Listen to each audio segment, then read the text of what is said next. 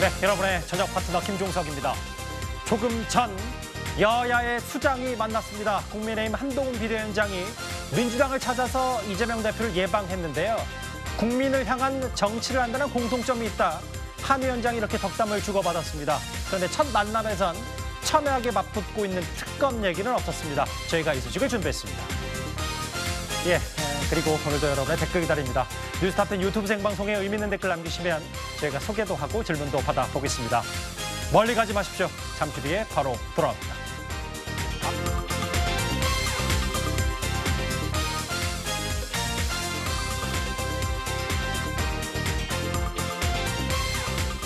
오늘도 뉴스탑10이 자랑하는 뉴스 고수 네 분과 함께합니다.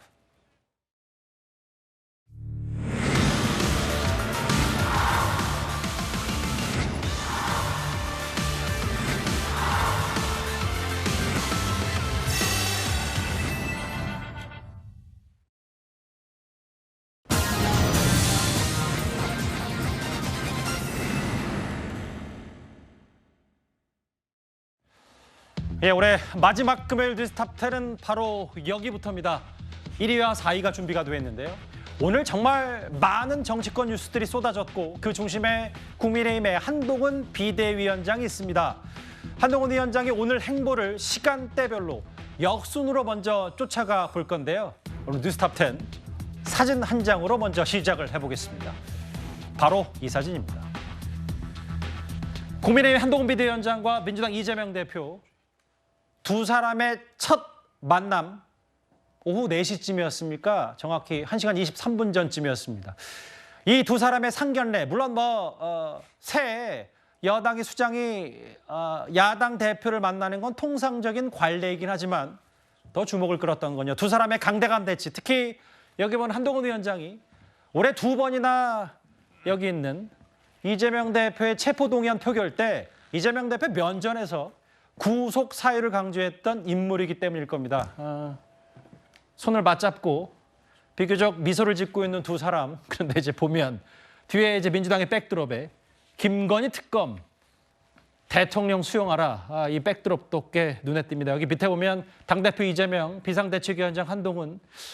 파란색과 빨간색 넥타이도 많이 비교와 대조가 되는 것 같습니다. 사진 한 장으로 시작을 해봤는데 그만큼 저 투샷 속에 많은 의미가 담겨 있을 겁니다. 그럼 두 사람이 구체적으로 무슨 말을 주고받았는지 바로 화면을 만나보겠습니다.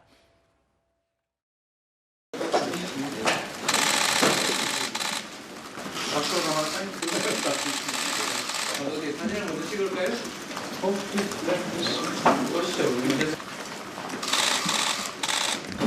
이거 배치가 좀 묘해서. 네, 환영합니다. 안녕하세요. 국민의힘 비상대책위원장 한동훈입니다. 이렇게 환대해 주셔서 이재명 당대표님께 정말 감사드립니다. 제가 비상대책위원장으로서 국민의힘을 이끌게 된 다음에 처음으로 뵙게 되는 것 같습니다. 제가 급작스럽게 취임하게 돼서 굉장히 경황이 없는 상황에서 말씀을 올렸는데도 흔쾌히 빨리 일정을 잡아주셔서 대단히 고맙게 생각합니다. 여당과 야당을 이끄는 대표로서 서로 다른 점도 분명히 많이 있겠습니다만 국민을 위한 정치를 한다는 공통점을 더 크게 보고 건설적인 대화를 많이 할 수 있었으면 좋겠습니다. 오늘은 제가 대표님 처음 뵈러 온 것이기 때문에 대표님 말씀을 많이 듣고 가겠습니다. 고맙습니다. 우리 한동훈 국민의힘 비대위원장님 취임과 방문을 환영하고 또 축하드립니다. 우리가 비록 약간 다른 입장에 있다고 할지라도 우리에게 주어진 책임은 이러한 국민들이 맡긴 책임을 다하는 것이라고 생각됩니다. 한동훈 비대위원장님 역시 일국의 집권 여당을 대표하는 비대위원장으로서 아마 큰 포부도 있을 것이고 또 앞으로의 계획도 있을 것입니다. 국민의힘이 또 하고자 하는 일들에 대해서 우리 더불어민주당은 언제든지 협력할 준비가 되어 있다는 말씀을 드립니다. 아마 장관 이임식 때 하신 말씀이시라고 해요. 서민과 약자의 편에 서고 싶다. 정말로 감사한 말씀이십니다. 우리 사회의 약자들 또 서민들 중에 지금 현재 현안이 되고 있는 것 중에 제일 중요한 게 아마 이태원 참사 피해자분들이 아닌가 싶습니다. 그 유가족들이 겪는 고통 얼마나 크겠습니까? 또 하나는 전세 사기 특별법 문제입니다. 뭐 정치를 하시고자 하는 근본적인 이유를 아마 이렇게 말씀하신 것 같은데 함께 이 어려운 상황들을 개선해 나가고 우리 국민들께 또 희망도 드리고 국가의 미래에 대해서도 정치를 국민들이 걱정하시지 않도록 미래에 대해서도 우리가 함께 노력해 가면 좋겠다 말씀을 드립니다. 방문을 다시 한번 환영합니다. 고맙습니다. 정말 많은 해석이 나올 수밖에 없는 조금 전 4시 한동훈 비대위원장이 이재명 대표를 예방한 저 영상이었습니다. 가감없이 길게 들어본 이유, 이현정 의원님, 네. 참 정치라는 게 저렇게 극과 극에 서 있는 사람도 마주하면서 미소 짓고 덕담도 나누고 참 어렵다는 생각을 제가 화면 보고 동시에 들었는데 네. 일단 분위기는 어때 보이셨어요? 아마 한동훈 위원장이 정치를 하지 않았으면 두 사람이 아마 영원히 만날 일은 별로 없었을 것 같습니다. 결국 정치를 함으로 인해서 두 사람이 만난 장면들 있었던 것 같고요. 굉장히 아마 서로 간에 준비된 드레스 코드 또 여러 가지 표정 그다음에 인사의 각도 또 준비된 말 등등이 있었던 것 같습니다. 그렇겠죠? 아마 이 언론의 관심이 집중되어 있다 보니까 아마 서로 간에 어떤 드레스 코드도 많이 준비를 한 것 같아요. 한동훈 위원장은 당을 상징하는 이제 빨간색 넥타이, 또 이재명 대표는 당을 상징하는 파란색 넥타이를 맨 것 같고, 뭐 상당히 좀 이 외모도 이렇게 뭐 염색 같은 것도 좀 하신 것 같습니다. 메이크업도 좀 한 것 같고요. 예. 이제 그만큼 오늘의 어떤 관심들이 국민적 관심이 초점이 되다 보니까 서로 어떤 보이는 면에서 어떤 서로 지지 않으려고 하는 그런 측면도 있었던 것 같고요. 예. 그리고 또 이 인사말에서도 한동훈 위원장이 짧게 이야기를 한 반면에 이재명 대표 좀 길게 이야기를 했습니다. 그리고 지금 굉장히 어떤 여야 간에 쟁점이 되고 있는 이태원 특별법과 전세 사기 보장법 이걸 지금 이야기를 한 것인데 예. 그만큼 이제 좀 진영의 어떤 입장들을 이야기를 한 것 같거든요. 그런 면에서 오늘 두 사람의 어떤 이 일회전에 있어서는 상당히 국민들의 어떤 주목이 집중된 것 같다 이렇게 평을 할 수 있을 것 같습니다. 사실 화면에서도 저희가 잠깐 만나봤겠지만 제가 어제 미리 보는 두 사람의 투샷 얘기를 할 때 그러면 또 인사 목례 악수할 때 얼마나 숙일 거냐 이 정도 숙일 거냐 그런 기싸움까지 아까 이현정 의원도 옷차림새 드레스 코드까지 얘기할 정도로 얼마나 만반의 준비를 양당에서 했겠어요. 그래서 인사 15도 정도만 숙여야 된다는 어제 중앙일보의 얘기를 활용해서 그 투샷의 함의 숨은 뜻을 얘기했었는데 실제로 그 사진이 지나갈지 모르겠지만 한동훈 위원장이 이재명 대표와 악수를 할 때 대략 뭐 각도로 치면 15도에서 20도 정도 숙이는 화면도 포착이 됐고 바로 저 정도. 이게 차기 미래 권력까지도 염두에 둔 두 사람이 만나기 때문에 얼마나 많은 그 뒷얘기들이 쏟아졌겠습니까? 역사상 가장 불편했을 수도 있는 상견례였는데 노돌 교수님. 뭐 그럼에도 두 사람 메시지를 좀 만나볼까요? 뭐 이런 스케치 말고. 서로 다른 점도 있지만 국민을 위한 정치를 한다는 공통점이 있다는 한동훈 위원장의 말과 이재명 대표 다른 입장에 있지만 국민이 맡긴 책임을 다해야 된다. 이런 두 사람의 메시지는 일단 긍정적으로 평가하시겠습니까? 예, 그건 뭐 메시지 자체는 긍정 평가해야 되겠죠. 물론 준비된 메시지겠지만 저걸 장면을 보면서는 정말로 그런 생각이 드는데요. 정치는 아무나 하나, 아무나 할 수 있지만 아무나 할 수 있는 게 아니다 하는 생각이 들거든요. 예. 바로 뭐 다 지금 얘기하셨지만 이재명 대표의 구속 수사를 바로 그 국회 본회의장에서 여러 번 외쳤던 그런 분 아닙니까? 한 분은 물론 법무장관으로서의 업무를 수행하긴 했지만 그 말을 그렇게 한 사람 또 그 말을 들은 사람 거기다가 또 취임사에서까지 이재명 대표의 민주당이 나라를 망치는 것을 막아야 한다 얘기했고 개딸 전체주의가 이런 식으로 얘기했던 그 당사자끼리 이렇게 얘기했던 좀 만나서 저렇게 웃으면서 얘기한다는 거 참 대단한 역량들이라고 생각합니다. 능력들이라고. 저 같으면 절대 못할 일입니다. 저거는. 속으로 얼마나 부글부글 끓겠습니까 서로가. 그런데 겉으로 웃으면서 이렇게 악수할 수 있다는 거 허실실이라고 할 수 있는데 예. 저는 저 말에서 정말로 뭐 겉으로 보이는 말이고 준비한 말이긴 하겠지만 정말로 진심으로 지금부터는 좀 저렇게 했으면 좋겠다 생각합니다. 예. 예, 서로 다르지만 국민을 위한 정치한다는 공통점이 있다고 했고요. 또 이재명 대표도 다른 입장이 있지만 국민이 맡긴 책임을 다해야 한다고 했지 않습니까? 과거는 과거로 흘려보내고 정말 이제부터는 좀 국민을 위한다는 정치, 국민을 중심에 둔 정치 이런 걸 좀 하셨으면 좋겠다. 말만이 아니라 예. 그렇게 생각합니다. 여야 대표의 첫 공식 대면 특히 또 오늘이 어제 민주당이 이른바 쌍특검 쌍특검법, 김건희 여사의 특검법을 포함한 이 쌍특검법을 단독 처리한 바로 다음 날 있었기 때문에 누군가는 저 눈이 감돈다는 표현도 썼었는데 두 사람의 공식 대면에 대해서 화면 중심으로 좀 살펴봤습니다. 잠깐 한동훈 위원장과 이재명 대표를 지금부터 쭉 해볼 텐데 잠깐만 시간을 돌려보겠습니다. 한동훈 위원장이 오늘 오전 9시 30분에는 김진표 국회의장을 예방했었습니다. 그 분위기를 한번 비교해 보겠습니다.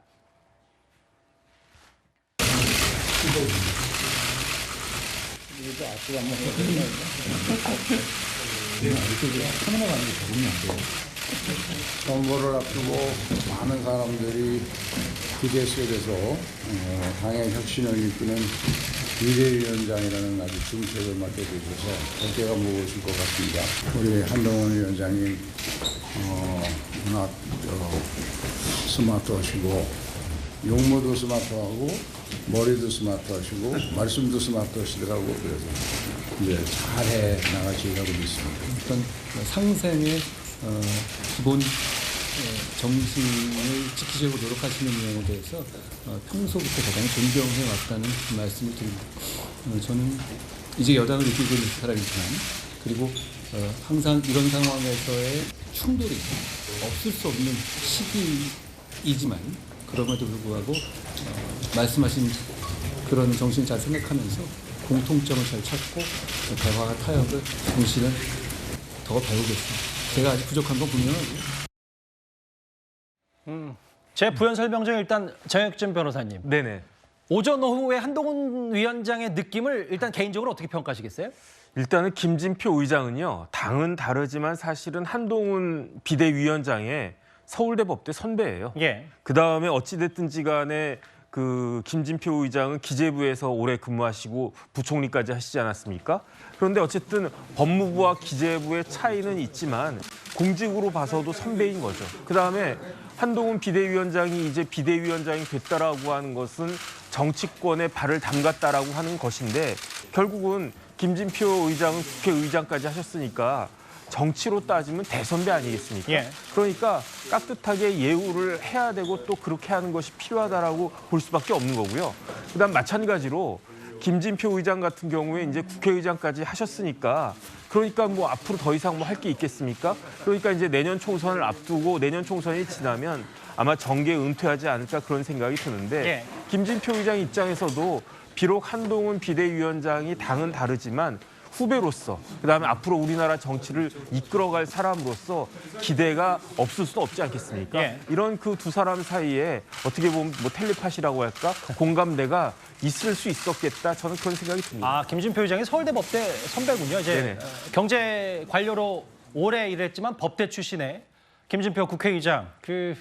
여기 보면은 일단 좋은 정치인으로 발전나가길 나가면서 김진표 의장이 스마트하다는 표현까지 한동훈 위원장이 썼겠고 대화 타협을 배우겠다고 하면서도 이제 존경한다라는 표현까지 한동훈 위원장이 썼는데 글쎄요. 뭐 저희가 좀 단순 비교를 하자면 물론 뭐 국회의장이니까 중재를 맡기는 분에게 좀 더 존경의 표시, 인생 선배로서 할 수는 있겠지만 뭔가 좀 내밀하게 들어보면 한동훈 위원장의 태도와 그 분위기가 좀 사뭇 다르다는 것도 조심스럽게 느껴질 수 있는 거 아니겠어요?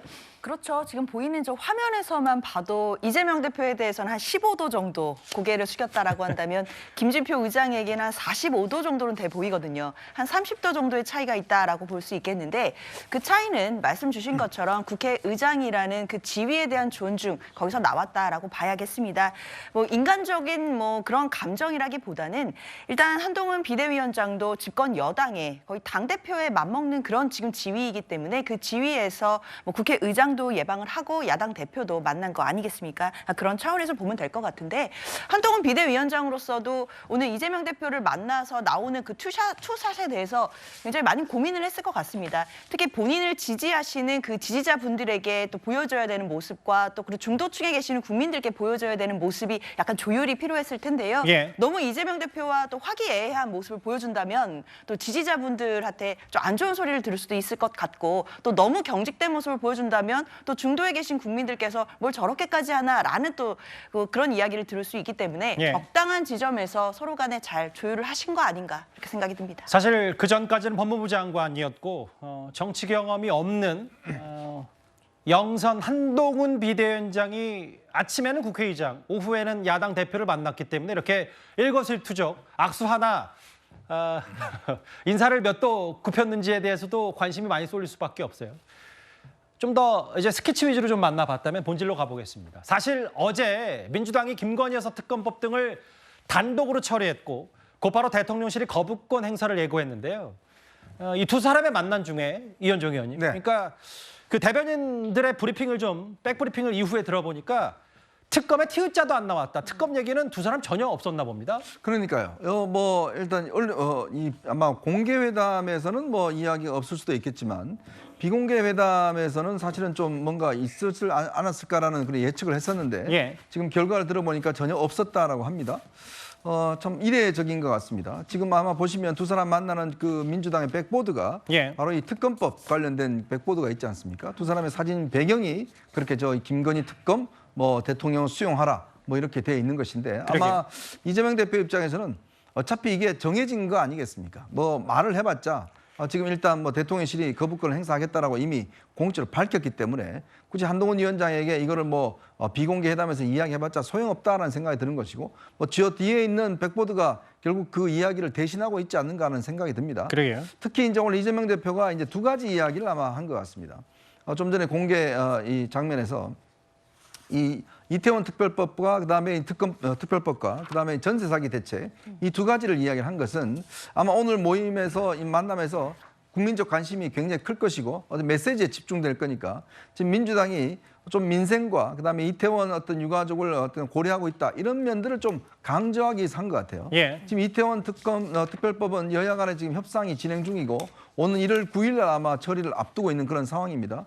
여러 가지 이견은 존재하는 것 같습니다. 그리고 예. 또 전세 사기 문제는 지금 일단 정부 여당에서도 당연히 이 부분에 대한 대책은 세우지만 문제는 이거를 정부가 전세 사기만 이 보장해 줄 경우에 나머지 사기 같은 경우는 그럼 어떻게 할 것이냐. 이게 너무 차별적인 것이 아니냐는 것 때문에 지금 정부 입장에서는 전세 사기만 이렇게 특별하게 지금 보장할 수 없다라는 입장인 것이거든요. 예. 그런 면에서 이제 이 민주당 입장에서 보면 또 전세 사기를 당하는 그 사람들 위해서 본인들이 열심히 하고 있다라는 것을 또 이렇게 공개적인 자리에서 선전할 수 있는 뭐 그러한 기회였던 것 같습니다. 예. 어차피 특검법 이야기 안 나온 거는 결론이 다 서로 간에 나와 있기 때문에 언급을 피한 게 아닌가 싶습니다. 예. 특검 얘기는 뭐 사실 이제 여야 대표 더 실무적인 공일 수도 있고 앞으로 첨예하게 맞붙을 테니까요. 보신 거대로 오전 9시 30분에 김진표 국회의장을 예방한 한동훈 위원장 그리고 1시간 뒤에 명동성당에서 고 정의치 신부를 조문했습니다. 앞으로 있을 이 쭉 일련의 과정 중에 가장 시간 역순으로 이재명 대표 예방을 저희가 하나하나 준비했는데요. 사실 한동훈 위원장 내년 총선을 86 운동권 심판으로 치르고 싶어하고 반면 이재명 대표는 정권 심판을 강조하겠습니다. 그런데 좀 더 들어가 보면 두 사람은 오늘까지도 정말 극과 극의 위치에서 입씨름을 이어가 왔습니다. 단군일의 최대 치적이 아니라 단군일의 최대 손해라는 말이 어울린다 하겠습니다. 민주당 대표 이재명의 범죄 혐의는 없습니다. 오직 성남시장 이재명의 지역 토착 비리 범죄 혐의만 있을 뿐입니다. 목표물을 잡을 때까지 하는 사법 사냥입니다. 검찰에 목이 잡혀 궁박해진 이들의 바뀐 진술 말고는 그 장기간의 대규모 먼지털이 수사에도 아무 증거가 나오지 않습니다.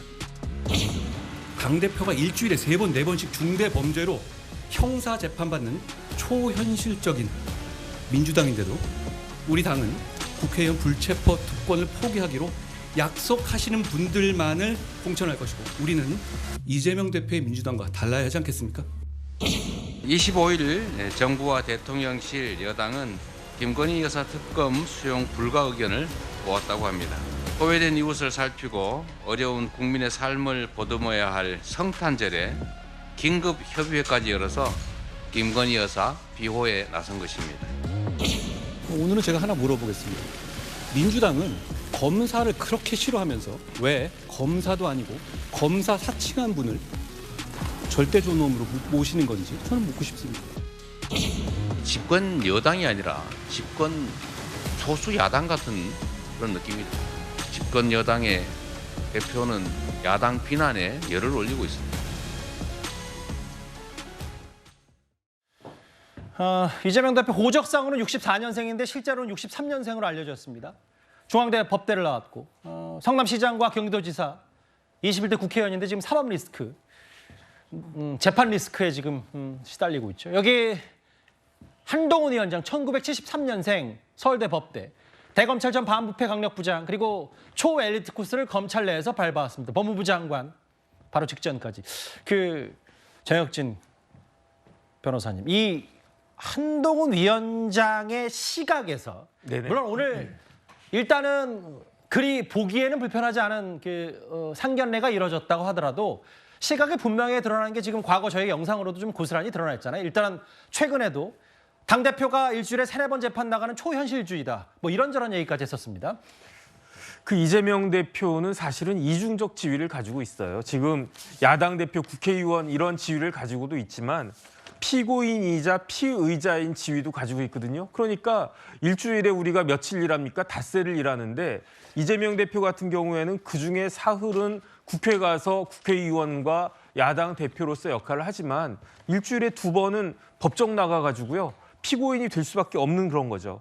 한동훈 비대위원장은 이제는 검사도 아니고 그다음에 장관도 아니고 이제 정치인이 됐고 그다음에 오늘 이재명 대표를 예방한 것은 뭐 검사로서 법무부 장관으로서 예방한 게 아니고 여당의 비대위원장으로서 야당 대표를 예방한 것이다. 그렇기 때문에 좀 다르긴 하지만 하지만 제가 봤을 때 조금 전에 앵커가 말씀하신 것처럼 한동훈 비대위원장의 생각이 그렇게 바뀐 것 같지가 않은 게 이번 주 초에 비대위원장 취임하면서 뭐라고 얘기했습니까? 민주당은 초현실적인 정당이다. 물론 이렇게 이야기한 게 민주당을 비판하기보다는 국민의힘을 갖다가 어떻게 보면 좀 반성하는 의미로 이야기를 한 건데 왜냐하면 이렇게 초현실적인 정당임에도 불구하고 국민의힘이 압도하지 못하고 있다. 이건 반성해야 된다. 우리가 국민들한테 잘못한 게 있느냐 이런 부분들을 생각해야 된다. 이렇게 이야기했지만 그런데 중요한 건 뭐냐면은 왜 초현실적인 정당인가 보면은 당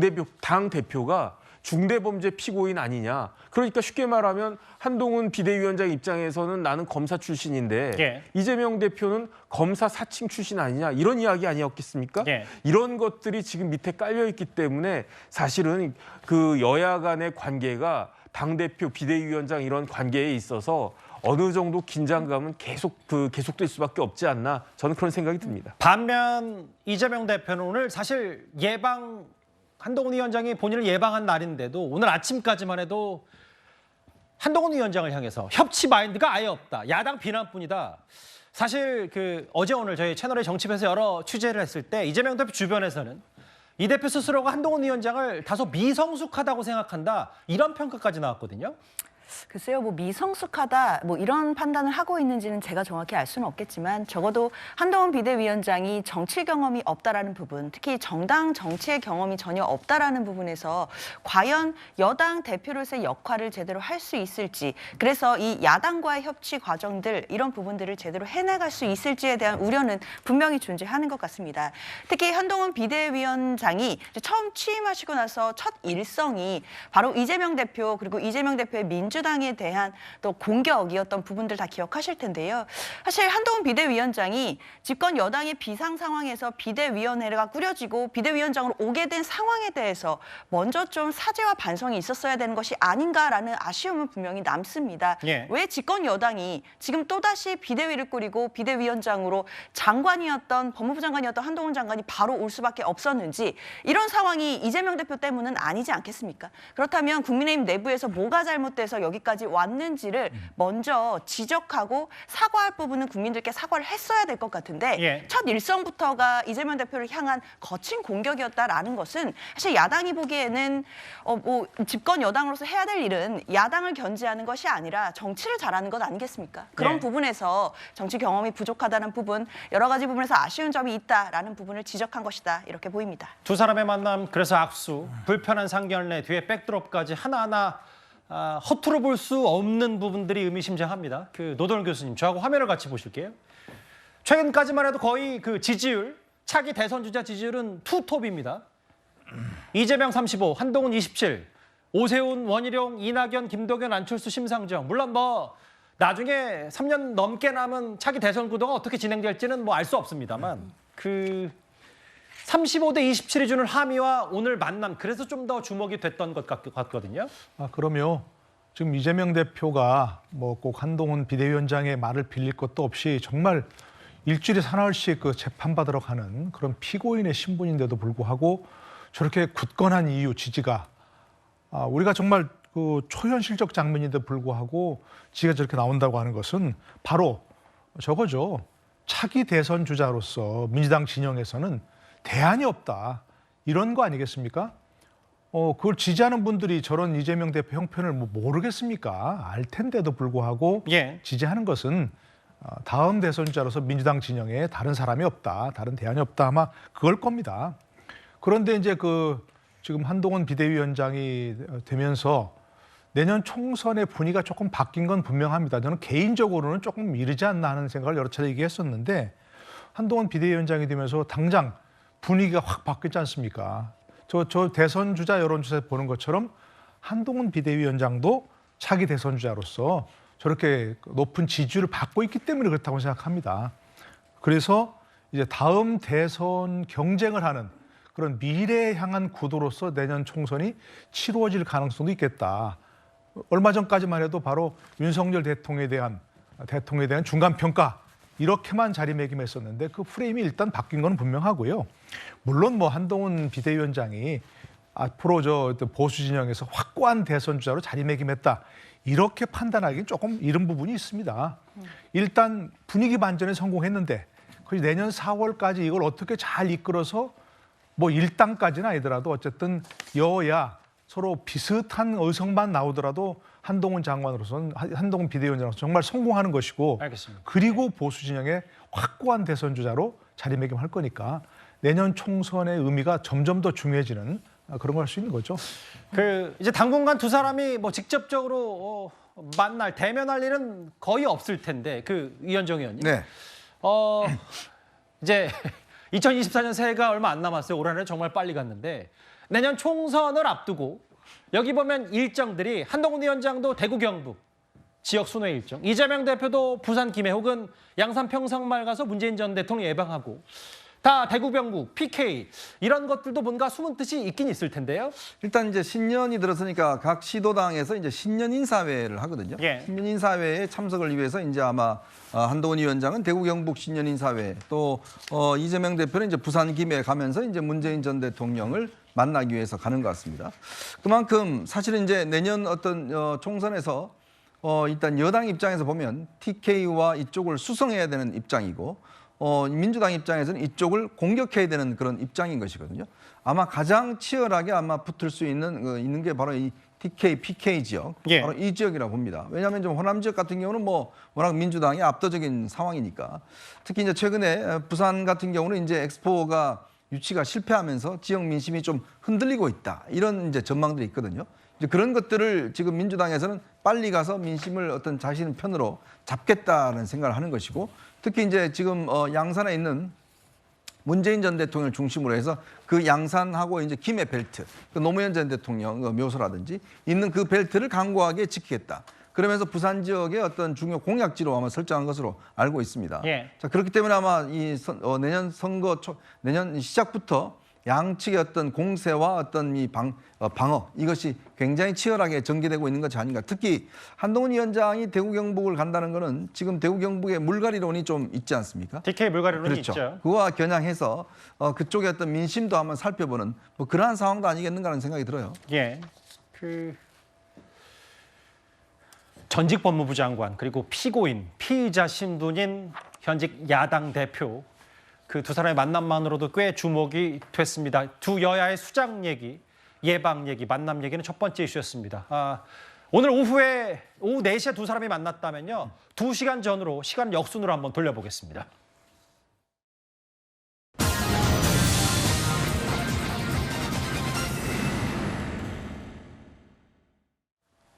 예.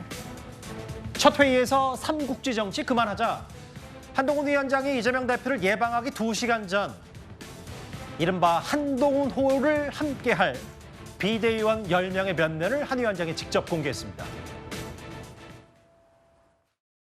여러분 농구 좋아하십니까? 농구에선 피벗 플레이라는 걸 하잖아요. 한 발 지탱하고 두 발 다 움직이면 반칙되는 거죠. 우리는 동료 시민과 나라의 미래를 위해서 반드시 이기기 위해 모였지만 그 과정에서 할 수 있는 모든 전략을 다 동원해야 하고 그렇게 할 것이지만 한 발은 반드시 공공선이라는 그리고 공동의 선이라는 명분과 원칙에서 떼지 않겠다는 약속, 피벗 플레이 하겠다는 약속을 드리겠습니다. 우리 내부에서 궁중, 암투나 합종 연행하듯이 사극 짓고 삼국지 정치하지 말자는 겁니다. 사극은 어차피 늘 최수종 씨 거고 제갈량은 결국 졌습니다. 우리가 할 일을 앞장서서 솔선수범해서 몸살이지 말고 하자는 말씀드립니다. 한 분 한 분 소개시켜 드리겠습니다.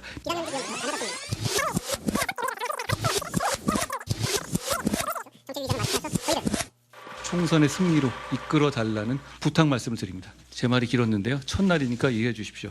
이제 우리 팀 의원님들의 짧은 말씀 들어볼까요? 어려움에 처한 당 그리고 나라를 위해서 모든 것을 다 던지겠다고 마음 먹었기 때문에 고민을 할 필요가 없다고 생각을 했습니다. 저는 결과도 좋을 거라고 확신합니다.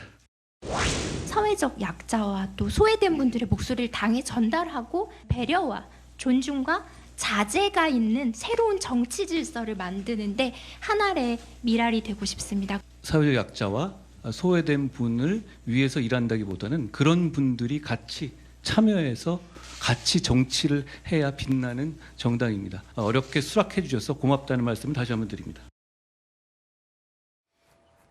뭔가 우리 팀이라는 표현도 참 이색적이고 중간중간에 말도 하고 한동훈 위원장이 비대위 진행 실력까지 뽐낸 것 같은데 노동일 교수님.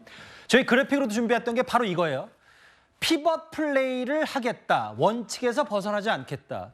저희가 이 그래픽에 농구 등번호 10번에 한동훈 위원장, 한동훈 선수를 준비한 것도 분명히 있을 텐데 저희 혹시 모르시는 분들 많으실 테니까 한 발을 바닥에 고정한 채 한 발을 움직이면서 이렇게 방향을 바꾸는 농구 스텝이잖아요. 공공선, 피벗 플레이 뭔가 한동훈 위원장이 말하고 싶은 게 분명히 있을 텐데요. 글쎄요, 한동훈 장관 참 우리가 그동안 많이 듣지 못하는 단어를 많이 쓰는 것 같아요. 그러죠? 동료 시민, 뭐 공공선, 공동선, 또 뭐 피벗 플레이 이런 얘기를 하는데 뭐 서구에서 많이 쓰이는 용어를 우리말로 그대로 번역을 해서 많이 그 얘기 가져오는 것 같습니다.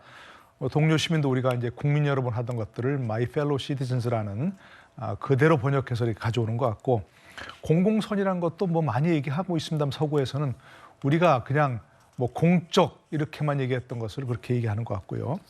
저만은 아무도 그런 거 아니겠죠. 기본적으로 정치라는 게 뭐냐 하는 본질을 다시 한번 좀 새겨보자. 이런 쪽을 많이 얘기하는 것 같아요. 바로 우리 모두의 동료 시민들의 공적인 이익을 추구하기 위해서 하는 것이지 자신의 사적 욕망을 추구하기 위해서 채우기 위해서 하는 게 정치가 아니다. 네. 이런 얘기를 많이 하는 것 같고요. 또 피벗 플레이 얘기하는 것은 확고한 원칙을 지키고 하겠다. 삼국지를 하지 않겠다, 삼국지 사극 짓지 않겠다 이런 것들은 되게 그런 것들 보면 좋은 면도 있지만 되게 뭐 이렇게 뭐 합종 연행을 해서 뭐 뭐를 어떤 결과를 만들어내는 결과만 좋으면 다 좋은 이런 식으로 얘기하는 뭐 음모, 정략, 계략 이런 것들을 많이 연상할 수 있게 되는데 뭐 그런 거 하지 않겠다 이런 얘기를 하는 것 같습니다. 또 비대위원들도 뭐 참신한데 뭐 물론 앞으로 이제 뭐 정치라는 것은 결과가 말해주는 거니까 저런 얘기를 하면서 국민들에게 정치의 본질이 무엇인가 하는 걸 잘 일깨워 줬습니다만 결국 저것이 좋은 결과로 나아져야 되는 것이기 때문에 앞으로 어떤 그 행보를 보이는지 좀 정말 유심히 지켜봐야 할 그런 부분이죠. 그러니까 이제 한쪽 발은 명분, 무조건 잘 원칙을 뿌리내리고 변화를 주면서 뭔가 도모하고 변화하고 혁신하겠다 뭐 이런 뜻으로 피벗 플레이를 쓴 것 같은데 사실 근데 이제 오늘 한동훈 비대위의 출범과 함께 가장 비유를 많이 썼던 건 바로 이 부분이에요. 아까 배우 최수종 씨 얘기도 나왔는데 지난번에 첫 수락연설 때 이현정 의원님 네. 용산 대통령실과 당의 관계 동반자 관계라고 하면서 사국에 나올 법한 궁중암투 끼어들 자리 없다 이 말을 했었는데 한 발 더 나아가서 궁중암투 합종연행하듯이 사극을 찍고 삼국지 정치를 하지 말자. 사극은 어차피 늘 최수종 씨의 것이고 제갈량은 결국 졌다. 이 뜻 어떻게 좀 해석하시겠어요? 결국 이제 정당이라는 게 어떤 하다 보면 계파 정치라는 걸 할 수밖에 없습니다. 또 그리고 이제 대통령실과의 관계에서 힘의 역학관계, 뭐 친윤이다 아니다 예. 뭐 등등해서 이제 그런 내부적인 어떤 다툼들 때문에 정당이 사실은 외적인 어떤 일을 하기보다는 내부 정쟁에만 매몰되는 경우가 많아요. 사실 그동안 국민의힘이 여러 가지 이제 어떤 국민들로부터 실망을 시켜드린 것은 이준석 전 대표의 어떤 사태라든지 또 내부 친윤과 비윤 간의 어떤 갈등이라든지 이런 것 때문에 결국 지지율이 떨어지고 어떤 국민들의 실망을 준 거 아니겠습니까? 이제 그런 부분에 대한 결국 삼국지라는 걸 통해서 서로 찢고 뽑고 싸우고 뭐 이런 거 하다 보면 결국은 또 국민적 인기가 어떤 떨어지는 그런 상황이기 때문에 그런 것들에 신경 쓰지 말자라는 의미로 이야기를 할 수 있을 것 같습니다. 오늘 한동훈 위원장이 이렇게 또 비유를 드니까 바로 이준석 전 대표는 아마 계속 이 한동훈 위원장의 말을 지켜봤던 모양이에요. 예. 나는 제갈량을 존경한다. 나는 여포와 동탁이 닮고 싶지 않다. 뭐 이렇게 바로 맞받았는데 한동훈 위원장 거의 뭐 스토커 수준으로 바라보고 있는 것 같습니다. 어쨌건 한동훈 위원장이 어떤 정치에 있어서 기본적으로는 어떤 내부의 어떤 단합, 그다음에 한 발을 밟고 있다는 것도 우리가 스스로가 어떤 내부의 어떤 지향을 같이 하자는 것인데 또 정치를 하다 보면 권력 관계라는 게 또 묘하게 나타날 수가 있습니다. 예. 물론 어떤 저 말 자체는 저는 분명히 맞다고 보지만 그러나 또 이게 진행하다 보면 결국 본인의 개인의 이해관계와 정권의 이해관계, 당의 이해관계가 맞부딪히는 경우가 많고 그걸 어떻게 서로 소통하며 조정할 것인지가 이게 바로 정치의 본류거든요. 예. 그러한 면들을 이제 앞으로 본인들이 해 나가야 될 중요한 숙제가 아닌가 싶습니다.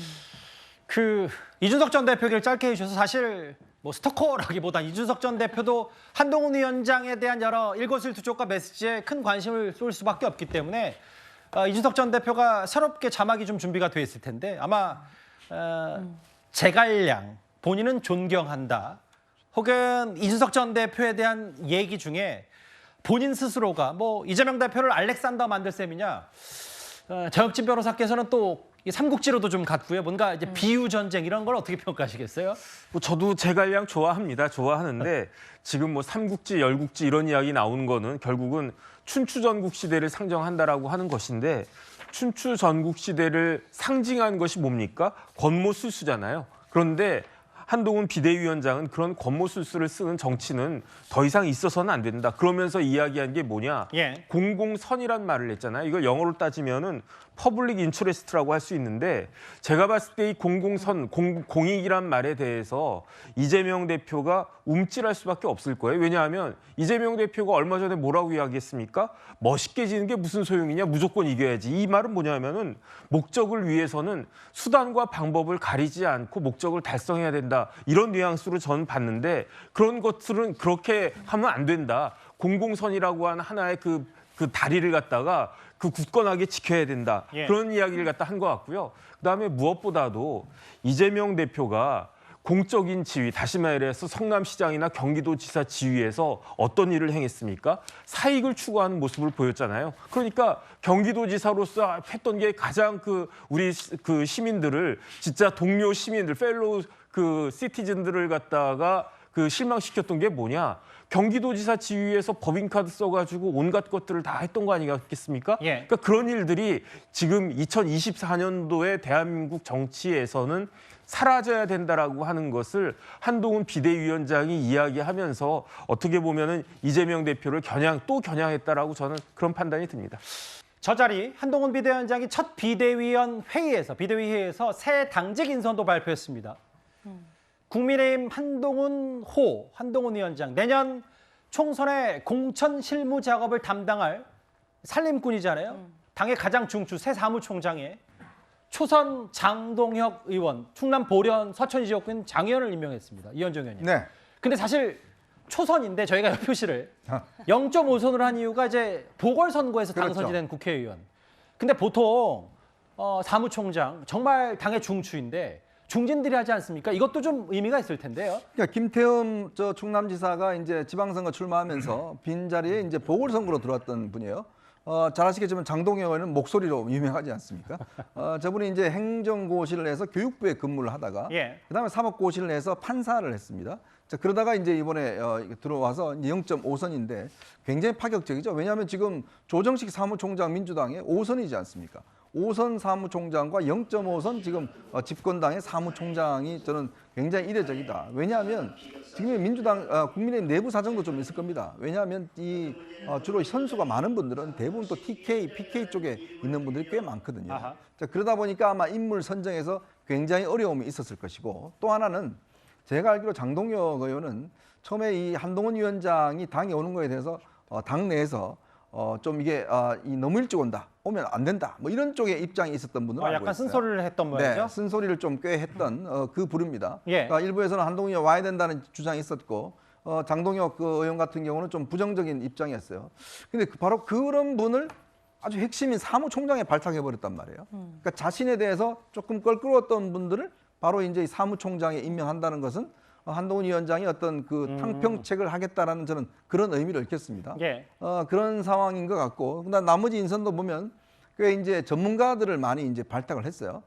특히 홍영임 기자 같은 경우는 여론조사만 한 20년째 전문 기자로 했던 거기 때문에 여의도 연구소가 사실 이번 공천 과정에서 그 각 지역의 여론조사라든지 이런 것들을 다 담당을 하게 돼 있습니다. 싱크탱크잖아요, 사실 그렇죠. 국민의힘이. 싱크탱크인데 이제 선거 기간 중에는 주로 공천 관련된 기본 데이터를 여기서 생산하거든요. 예. 뭐 그런 것들이 있는 것 같고, 호준석 전 YTN 앵커도 이제 워낙 알려진 인물을 대변에 임명했고, 아마 본인 입장에서는 정치를 좀 처음 시작하는 분들, 많이 한 분들은 좀 배제한 것 같아요. 0.5선 정도 한 분들, 뭐 이런 분들은 이제 지금 비대위의 멤버로서 일단 이번에 다 선정한 거 아닌가 싶습니다. 그러니까 지역 안배도 좀 했고, 충남 보령 서천이 지역구이고 0.5선 초선 의원, 판사 출신 사법고시 패스했고, 그리고 뭐 이현정 위원장 말씀 따라 말 맞다나 그 한동훈 비대위 체제에 대해서 처음에는 좀 조심스러웠다는 인물 새 사무총장에 앉혔다.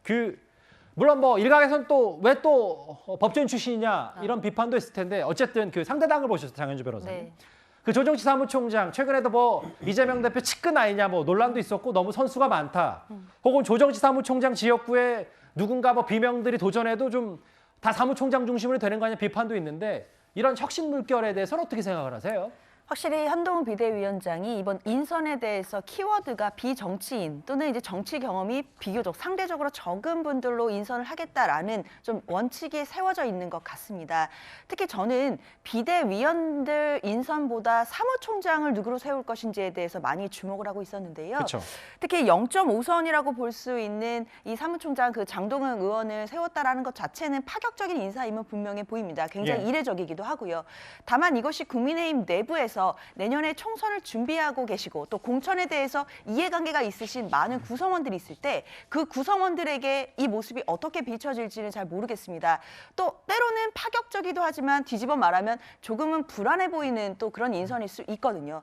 아무래도 총선을 100여일 정도 앞둔 시기입니다. 그럼 사무총장이 해야 될 일이 정말 많은데요. 예. 뭐 국감 열쇠도 들고 있고, 그다음에 공천의 실무적인 모든 것들을 총괄하는 분위기이기 때문에 이 과정들, 그 첨예한 이해 갈등들을 대립되는 그 갈등들을 조율하는 그런 역할을 해야 되는 것인데, 과연 이 0.5선의 장동영 의원이 이 자리를 제대로 하실 수 있을지에 대해서 국민의힘 내부에서도 여러 가지 말들은 많이 나올 것 같습니다. 그 뉴스탑10 시청자분들 중에 눈치 빠른 분들 보셨을 텐데, 사실은 저기 보시면 한동훈 위원장과 이재명 대표 만났을 때 저 자리에는 오늘 오후에는 신임 장동혁 사무총장이 같이 갔어요. 아까 화면 하나 여기 왼쪽에 있잖아요. 그런데 오전에는 그 이제 바로 전 사무총장이었던 김진표 국회의장을 예방했을 때는 당시 이만희 사무총장이 함께 했었거든요. 그 사이에요. 오전 오후에 저렇게 보시면 이제 잠시 나올 텐데 사무총장이 바뀌었어요. 오전에는 이만희 사무총장이 갔고, 오후에는 장동혁 사무총장이 갔고, 그만큼 오늘 국민의힘 비대위 이른바 한동훈호가 꽤 바빴습니다. 아까 비대위에서 한동훈 위원장이 보신 그대로죠. 이만희 사무총장이 있었어요, 당시에는. 오늘 비대위원들을 면면 한동훈호에 탑승한 10명의 비대위원들 한동훈 의원 직접 소개했는데, 저희가 쭉 만나봤고, 실제로 한동훈 위원장이 한 명씩 비상식에 맞춰 싸울 뿐 구자랑 변호사, 김경률 회계사에서 20년 넘게 자본 권력 감시했다. 586과 싸울 뿐이다.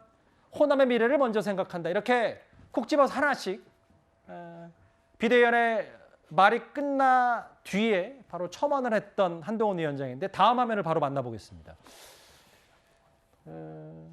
저기 노동일 교수님.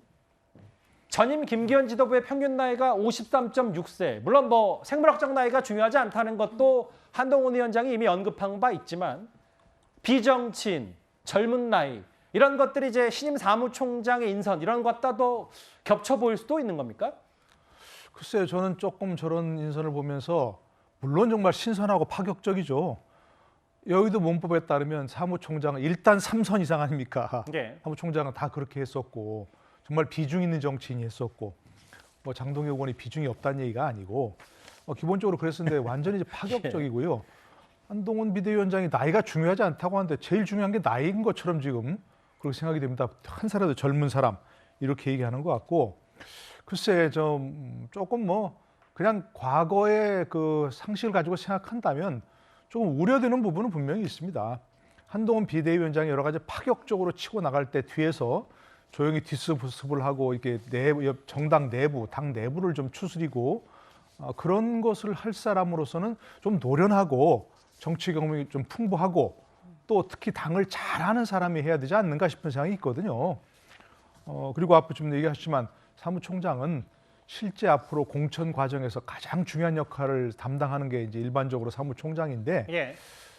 글쎄 모든 걸 너무 그야말로 젊음 하나 나이로 이렇게 따지는 것 아닌가 싶어서 뭐 앞으로 잘 해나가길 바라지만 그런 점에서는 너무 여의도 문법에 충실하지 않으려고 일부러 그러는 건 아닌가 하는. 뭐 너무 일부러 그러겠습니까? 이제 그러니까 뭐 여러 무게를 두고. 글쎄 저도 뭐 기본적으로 과거의 뭐 그 잣대를 가지고 보는 건 아닌가 싶은 생각이 들기도 하는데 예. 뭐 그래서 조금 우려는 있다 하는 그런 얘기를 하겠습니다. 신임 사무총장 인선 장동혁 의원 그리고 젊어진 비대위 근데 정혁진 변호사님. 근데 결국 네. 한동훈 위원장이 추구하는 건 아까 공공선 얘기도 했지만 피벗 플레이. 국민의힘 현역 의원 가운데 19명, 22건의 전과 경력이 있다. 전체 의원 5명 중에 1명꼴인데 도덕성 내기. 이게 이재명 대표의 민주당과 차별하는 부분으로 할 수 있어서 이번을 좀 강조할 수 있다. 이런 전망도 좀 있거든요. 일단은 검사들은 범죄자들 싫어해요. 그 죄 지은 사람 좋아하겠습니까? 예. 더군다나 검사 출신들이 지금 현재 국회의원 중에 최소한 37명이 범죄로 인해서 수사를 받거나 재판받고 있는 피고인이나 피의자란 말이에요. 그런데 그 37명의 대부분이 민주당 소속 아니겠습니까? 그런데 심지어 여기에다가 설상가상으로 최근에 보면은 예. 민주당에서 공천을 받으려고 하는 사람 중에 고문치사로 사람 죽여놓고 감옥까지 갔다 온 사람까지도 공천 받으려고 그렇게 하지 않고 있습니까? 그러니까 국민의힘 입장에서는 민주당과 다른 건 몰라도 차별성이 가장 극명하게 드러나는 부분이 이런 부분이다. 이렇게 생각할 수밖에 없지 않나 그런 생각이 들고요.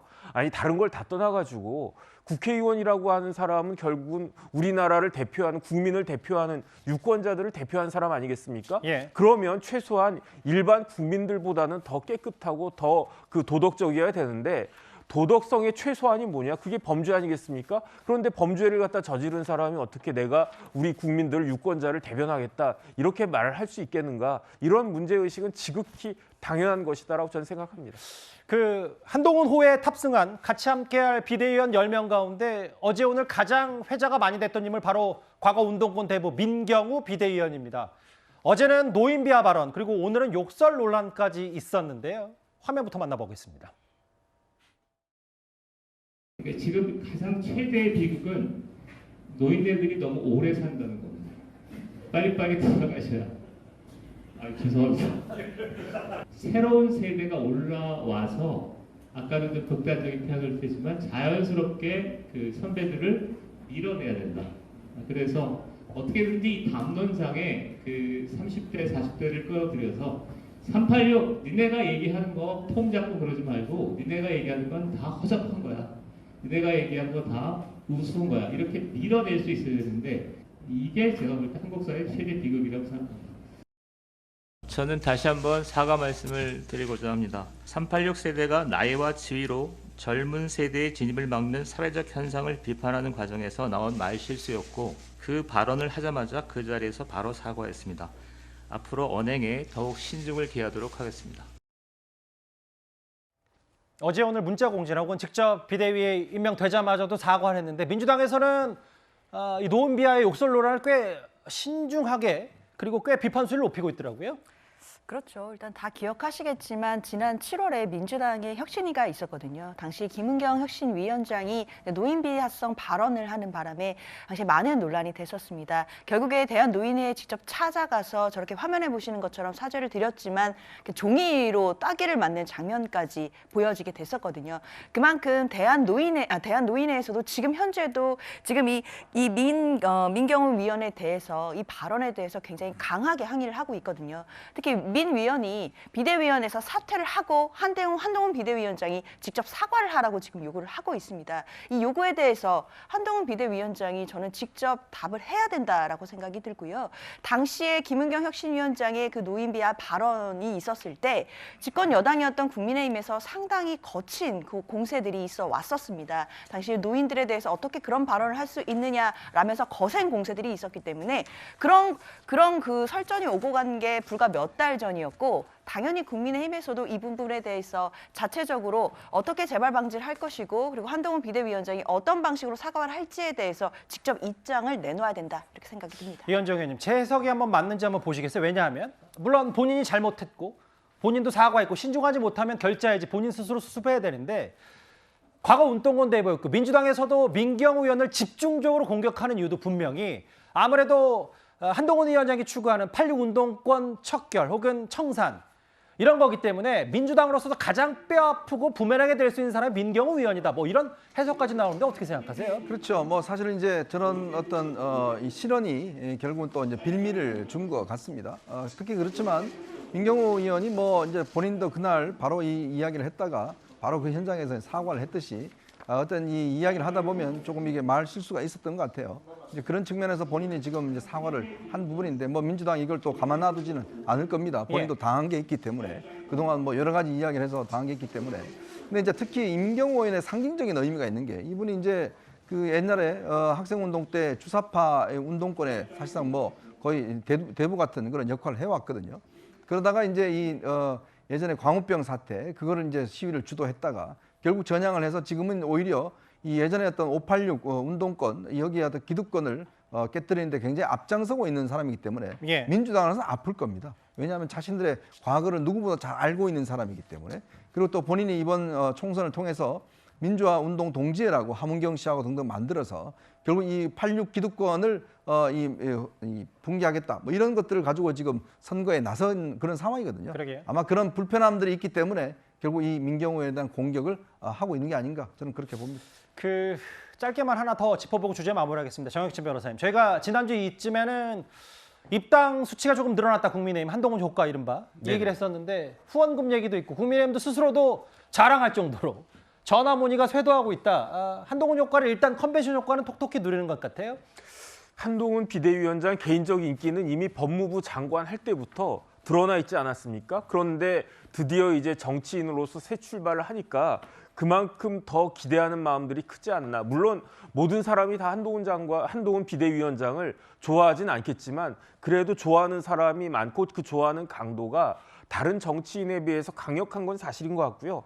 더군다나 뭐 민주당에서야 뭐 개딸들도 있고 여러 종류의 그런 팬덤이 있었는데 국민의힘에서는 이런 팬덤은 사실은 드문 현상 아니었겠습니까? 그러니까 어찌됐든지 간에 국민의힘 입장에서는 굉장히 고무적일 수밖에 없다. 저는 그렇게 판단이 됩니다. 알겠습니다. 그만큼 이제 후원금 얘기까지 강조할 정도로 국민의힘 일단은 한동훈 효과를 톡톡히 누리고 있습니다. 제가 첫 번째, 두 번째 이슈 한동훈 위원장의 4시 이재명 대표 예방, 2시 첫 번째 비대위 회의 얘기를 중점적으로 살펴봤습니다. 다음 주제 그런데 오늘 국민권익위에서 눈에 띄는 발표 하나가 있었습니다.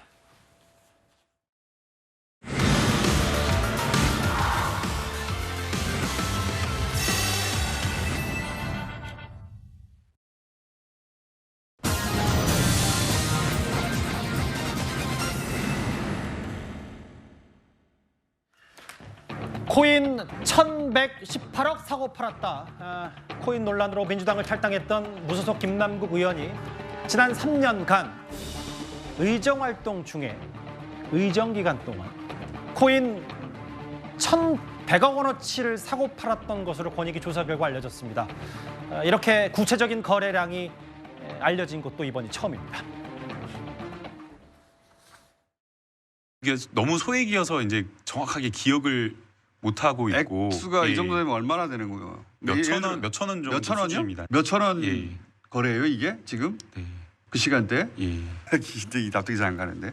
기억은 나십니까? 저도 이제 기억이 나지 않고요. 그래서 이제 아까 과연 그 몇천 원을 거래하기 위해서 그 시간에 그렇게 했다라는 건가 저도 조금은 기억이 안 나기 때문에 이해가 안 되는데요.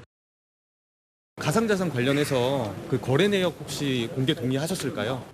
네, 지금 본회의 들어가고 있으니까요. TV조선 제가 법적 조치하려고 하는데 혹시 기자님이신가요? 아니에요. 네, 그 다른- TV조선에서 사실관계를 좀 잘못 보도한 게 있어서 거기에 대해서는 좀 법적 조치를 하려고 하고 있습니다. 이렇게 김남국 의원의 코인 거래 사고 팔았던 내역이 공개된 건 오늘이 처음입니다. 이현정 의원님. 네. 권익위가 조사한 그 국회의원들 가상화폐 거래 양 중에 김남국 의원이 차지하는 비중이 상당한데 특히 김남국 의원에게만 집중해 보면 샀던 게 550억, 팔았던 게 563억, 전체가 한 1,200억이 좀 넘으니까 거의 90% 수준인데 일단 액수만 봐도 상당히 놀랍습니다. 거의 이분은 국회의원이 아니라 그냥 코인 투자가로 아마 국회에 들어간 분이 아닌가 싶어요. 지금 의원들 전체 한 11명 정도 되는데 그 금액 중에 뭐 거의 90% 넘게 다 김남국 의원이 이제 거래한 금액인데 이게 물론 일출금 뭐 이거 한 사고 팔고 하는 거를 다 합해서 이제 한 1,200억 정도 된다고 보는 것인데요. 그러면 3년 동안이면 하루에 한 1억 이상씩을 거래했다는 거 아니겠습니까? 아니 국회의원이 그렇게 한가한가요? 국회의원이 아마 일이 많을 텐데 뭐 이 상임위도 준비하고 뭘 준비하려고 그러면 꽤 많을 텐데 저렇게 그에게 어떤 돈을 거래해놔놓고 좀 전에 화면에 보셨지만 고소할 건데요, 뭐 할 건데요, 저렇게 이야기를 하고 있습니다. 과연 김남국 의원은 누구를 위해서 정치를 하셨나요? 과연 국회에서 뭘 하러 들어오셨나요? 저는 그 근본적인 물음을 좀 묻고 싶습니다. 왜 누구를 위해서? 한동훈 위원장이 뭐 그런 이야기를 했다는 거 아니겠습니까? 왜 정치를 하는지 그거에 대해서 비대위원들한테 이야기를 했다는 거 아니겠습니까? 그러면 자 김남국 의원은 도대체 국회 21대 국회에 들어와서 뭘 위해서 코인 투자를 위해서 본인의 국회를 하고 겉으로는 마치 뭔가 저격수처럼 뭔가 이 천하매를 해서 뭔가 국민들 선명성을 보이는 것처럼 이야기해놔놓고 뒤로는 저렇게 열심히 코인 투자를 해서 많은 돈을 벌었는데 그래놓고도 지금 와서도 아직까지 반성과 사과는 제대로 하지 않는 더군다나 오죽했으면 국회 윤리자문위원회가 제명을 권고했는데 민주당은 탈당했기 때문에 제명을 하지 않았지 않습니까? 저는 이거는 김남국 의원 개인의 문제를 넘어서서 왜 제명을 하지 않는 그 민주당에도 저는 책임을 묻고 싶습니다. 수치를 봐서는 상상을 초월하는 금액이긴 합니다. 1,000억 원대가 넘어가기 때문에 500억 샀고 500억 팔았다. 다음 화면 보겠습니다. 근데 앞서 저희가 화면에서도 만나봤다시피 김어준 씨가 하는 유튜브에 나가서는 너무 소액이라 기억 못해서 몇천 원 정도 수준이다. 아니, 그 시간대 몇천 원 거래를 한다고 납득이 안 가는데 김어준 씨조차 반문을 했었는데 저도 기억이 안 나서 이해가 안 된다고 했거든요. 몇천 원 정도 수준이다. 조상규 변호사께서는 실제로 코인 전문가시기도 하거든요. 이게 사고 팔았다는 게 500억 되는 게 어느 정도의 코인 거래량인지를 좀 쉽게 설명을 좀 부탁드려야 될까요? 거의 그냥 단순하게 생각하시면 됩니다. 저 정도 되면 1일 거래량 한 1억씩을 계속적으로 사고 팔고 했다고 그렇게 보시면 아주 간단할 것입니다. 그게 지금 TV조선이 사실관계를 무슨 오도를 해서 법적 조치를 하겠다? 그러면 이제 권익위가 금액을 정확하게 저렇게 발표를 했는데 이제 권익위한테 법적 조치를 하게 생겼네요. 권익위하고 송사를 치르게 생겼습니다. 자, 보시면 알겠지만은 지금 순이익, 그러니까 거래량도 거래량이지만 순이익이 8억입니다. 그럼 8억이라는 돈이 정말 일반인이, 그러니까 월급쟁이가 8억을 모으는데 얼마나 걸리겠습니까? 그런데 저 돈을 모으는데 그러면 국회의원 임기 동안 제일 많이 국회의원 모두가 거래를 한 양을 다 모아도 90%에 달하는 양이 김남국 의원이 한 겁니다. 이 정도 되면 거의 코인 중독자 수준입니다. 그렇기 때문에 본인이 이 모든 것에 대해서 책임을 지고 불출마를 선언했습니다. 그런데 불출마를 선언하고 나서 갑자기 또 정치권에 얼씬얼씬거리고 있습니다. 경기도당 유튜브에 나가서 방송에 나와가지고 또 본인이 할 얘기 다 하고 그렇게 하면서 뭔가 본인의 투기, 그 의혹, 그리고 이 투기에 관련돼 본인이 윤리 도덕적으로 책임져야 될 부분에 대해서 조용해지면 이걸 무시하고 다시금 정치에 발을 들여놓으려고 생각하고 있는지는 모르겠으나 형사 책임도 남아 있고요. 그리고 이 부분에 대해서 윤리심사자문위원회가 분명히 제명 결의를 했습니다. 예. 아직까지 임기 남았어요. 제명 의결 본회의에서 할 수 있습니다. 똑똑히 알고 계십시오. 물론 정치권 얼씬얼씬한다는 게 아직 국회의원 임기가 남았기 때문에 본인의 의정활동 수준일 수 있겠는데 코인 전문가시니까 하나만 더요. 아까 1,200억 중에 1,118억이 김남국 의원 거다. 근데 여기 보면 권익위가 전수조사를 했는데 배우자, 자녀, 부모 여기 보면 물론 김남국 의원은 미혼이니까 배우자, 자녀가 없다고 하더라도 부모 것까지도 이게 조사 대상에 제외된 걸 보면 뭔가 다른 부분까지도 권익위가 더 조사해야 된다는 얘기도 있는데 그게 무슨 뜻이라고 해석할 수 있겠습니까? 왜냐하면 그때 당시에 의혹 중에 부모님이 새벽에 거래한 내역이 나왔어요. 예. 그럼 부모님께서 이제 노모께서 잠을 안 자고 이제 코인 거래를 했다라는 게 비상식적이잖아요. 그래서 이 거래는 어머니의 명의만 쓰면서 김남국 의원이 이 계좌를 이용해서 거래했을 것이다라고 분명히 사람들이 의혹 제기를 했고 물론 어디까지나 의혹 수준입니다만. 예. 그래서 당시에도 제가 이 자리 탑10에서 그때 노모께서 잠을 안 주무시냐에 대해서 우리 앵커님께서 그 부분에 대해서 이제 말씀을 하셨었거든요. 예. 그래서 그 계좌에 활용된 내용까지 다 합치면 이것보다 훨씬 더 많은 거래량이 드러날 것이다. 이제 이렇게 보여지는 거죠. 지금 드러난 규모도 엄청난 1,118억 원어치 코인을 사고 팔았으니까요.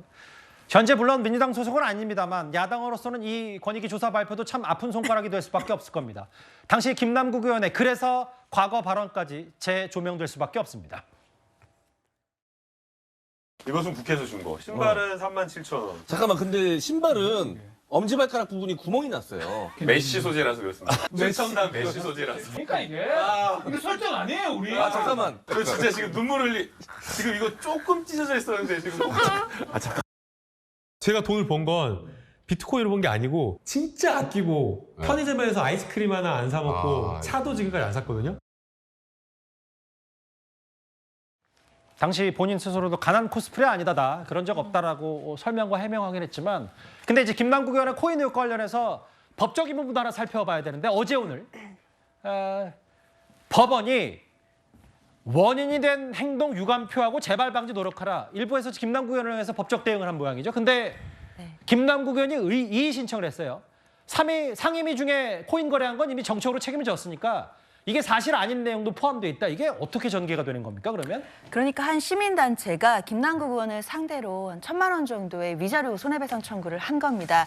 김남국 의원이 국회의원으로서 저렇게 상임위 기간에 코인 거래를 하고 이런 걸로 인해서 정신적인 고통을 받았다. 이런 취지의 손해배상 청구 소송인데요. 이 소송에서 법원이 강제 조정이라는 것을 한 겁니다. 강제 조정은 일반적인 판결과는 좀 다른데요. 법원이 나서서 강제로 조정안을 내주고 이 부분에 대해서 원고와 피고가 2주 동안 이 일을 하지 않게 되면 확정 판결과 같은 동일한 효력이 있게 되는 그런 조정이라고 보시면 될 텐데요. 여기에서 법원이 원인이 된 행동, 그러니까 이제 코인과 관련된 행동이겠죠. 이 부분에 대해서 유감을 표하고 재발 방지를 노력하라라는 이 강제 조정 결정을 내렸는데 이에 대해서 이제 김남국 의원이 이의 신청을 한 겁니다.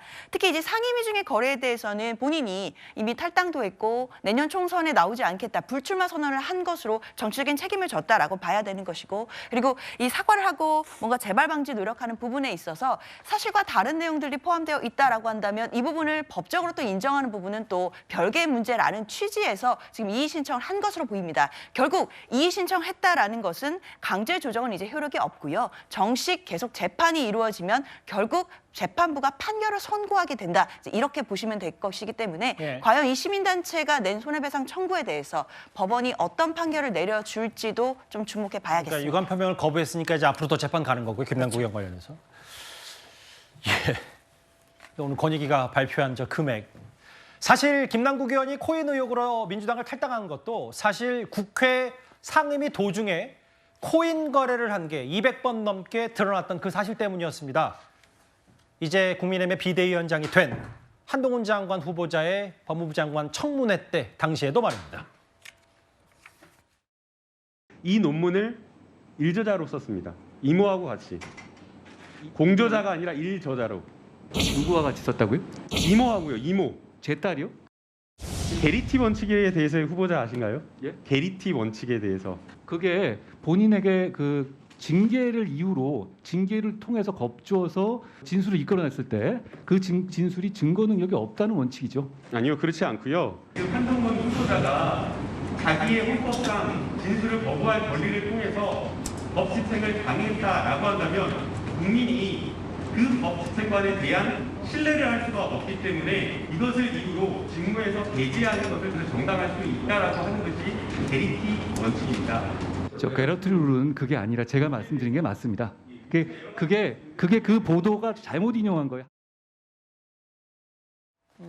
당시에도 뭐 헛발질, 한동훈 장관 공격하려다 되레 부메랑 맞았던 것들 돌이켜 보니까 아까 이제 코인 전문가이셨던 이제 조상규 변호사는 코인 전문가인 조상규 변호사는 거의 하루에 1억 원꼴 거래한 셈이다라고까지 하셨는데 한동훈 장관의 작년 5월 법무부 장관 인사청문회 때도 아침, 오후 꽤 많은 거래 의혹 때문에 상임위 때 도대체 집중을 안 하냐 이런 논란이 있었는데 그럼 이제 다 지나고 나서 보니까 박성미 비서관님 그 코인 거래량, 횟수 이런 걸 봤을 때 이제 대략적인 왜 의정 활동에 집중하지 못했는지에 대한 것도 어느 정도 드러났다고 봐야 되는 겁니까? 사실 이미 이 상임위 중에 코인 거래가 있었다라는 사실이 드러나고 난 뒤에 그런 얘기가 나왔죠. 아주 1차원적으로 한 번만 페이퍼를 읽어봤으면, 그러니까 상임위장에 들어오기 전에, 청문회장에 들어오기 전에 한 번만이라도 보좌관들이 쓴 자료를 읽어봤다고 한다면 나올 수 없는 실수가 왜 상임위 중에 나왔느냐, 왜 청문회 중에 나왔느냐 이런 의문을 표하신 분들이 국회 내부에도 상당히 많았습니다. 근데 이제 그 당시에는 뭐 누군가의 실수겠거니 하고 넘어갔지만 이제 코인 거래 정황이 아주 정확하게 드러나는 지금 상황에서는 그때 그 한동훈 장관을 향해서 말실수를 뱉고 이랬던 그 김남국 의원의 과거 잘못들이 결국에는 다른 것에 정신이 팔려 있었기 때문에, 그러니까 코인 거래라는 것에 너무 과도하게 집중한 나머지 본업에 대해서 굉장히 소홀했던 것 아니냐 이런 비판이 나올 수밖에 없는 상황이고요. 거래량이라던가 오갔던 돈의 액수 자체가 너무나 크기 때문에 사실 국민들이 보셨을 때에도 저 정도의 금액을 계속해서 굴리다 보면 정신이 딴 데 갈 수밖에 없었겠구나라는 합리적인 추정이 가능한 상황인 것 같습니다. 제 기억에도 한동훈 후보자 청문회 2시간 자고 준비했다라고 저도 뉴스탑10에서 얘기했던 것도 기억나는데 사고 팔았던 금액이 1,000억이 넘는다. 사실 지난주 금요일이었습니다.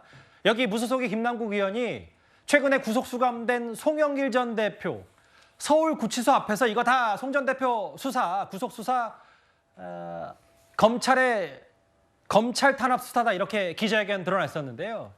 저 모습이었죠. 지난주 금요일 정말 추웠을 때.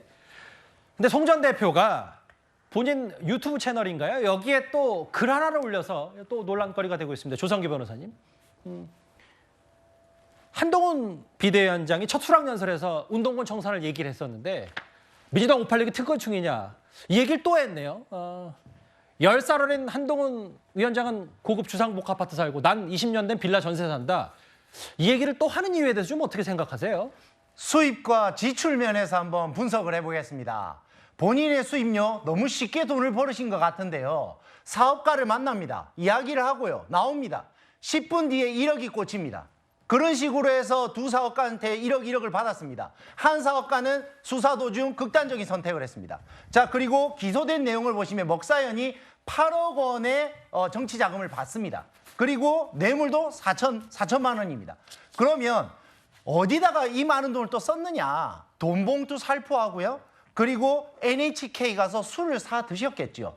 한동훈 장관은 청담동 카페를 안 갔기 때문에 저렇게 돈을 막 쓰지 않았기 때문에 그 타워팰리스 살 수 있었겠죠. 그래서 저는 이렇게 묻고 싶습니다.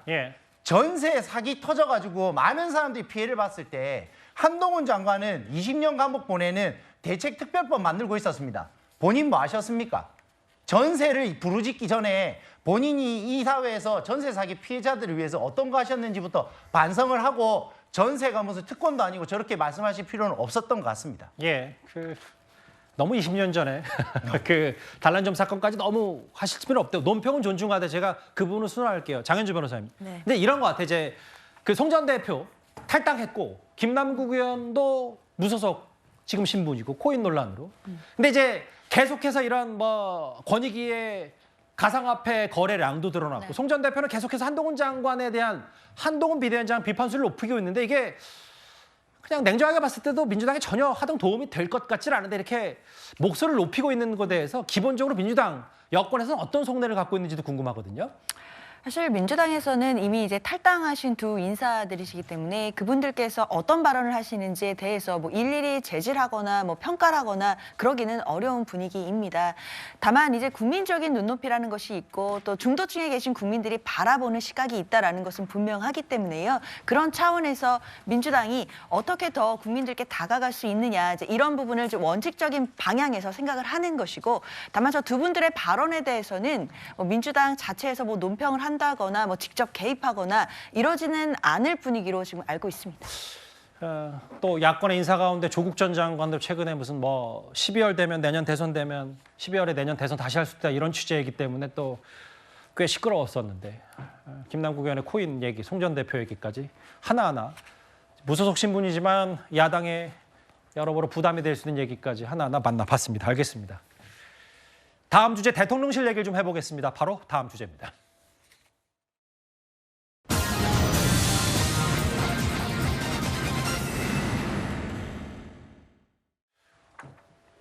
전현직 대통령의 만남입니다. 윤석열 대통령, 박근혜 전 대통령 석 달 연속 만났다. 오늘 박근혜 전 대통령과 윤석열 대통령이 한남동 관저에서 오찬을 함께했습니다.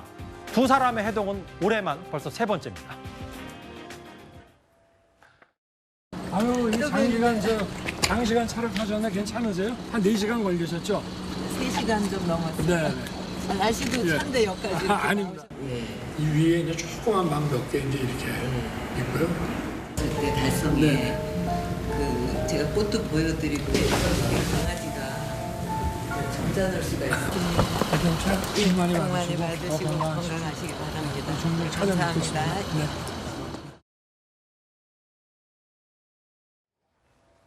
이번에는 대통령 관저에서 함께 점심을 함께한 윤석열 대통령과 박근혜 전 대통령. 한두 달에 한 번 상경한다. 자주 오시라라고 해서 세 번째인데 대통령과 박 전 대통령의 만남, 뭐 전현직 대통령의 만남 자주 빈번할 수는 있고 근데 이제 여러 내년 총선을 앞두고 이현정 의원님 여러 해석들이 나오는 이유도 분명히 있을 거예요. 그렇죠. 그러니까 박근혜 전 대통령께서 이제 원래 서울 성모병원에서 예전에 치료하셨지 않습니까? 아마 그 치료를 위해서 가끔씩 올라오시는 걸로 알고 있습니다. 아마 그 날짜에 맞춰서 이번에 관저 방문을 이제 성사시킨 것 같은데요.